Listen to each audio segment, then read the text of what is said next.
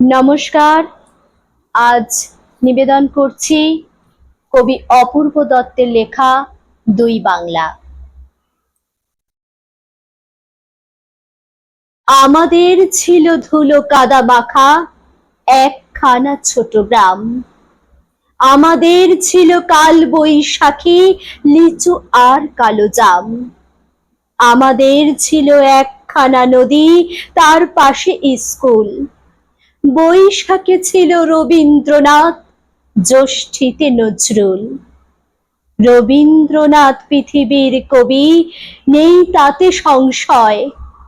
নজরুল নিয়ে তবু কেন আজও এত বিভ্রম হয়?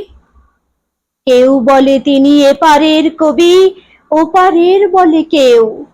এপার ওপার তার কাছে এক, ফেরান না কাউকেও।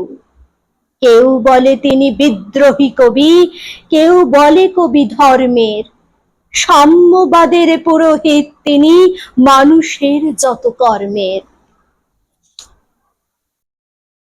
পদ্মার বুকে ঢেউ যদি জাগে, গঙ্গায় লাগে দোলা। মন্দির বলো মসজিদই বলো, তার কাছে সবই খোলা।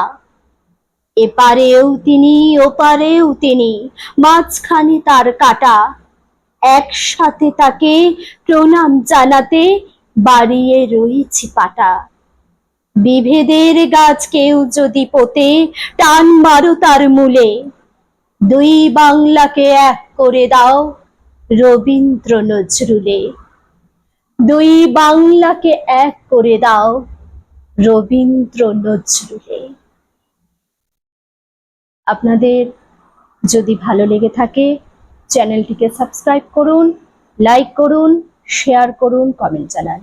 আজ ভিডিওটি এখানেই শেষ করছি। পরবর্তী নেক্সট ভিডিওয়ে আবার উপস্থিত হব কবিতা নিয়ে। নমস্কার।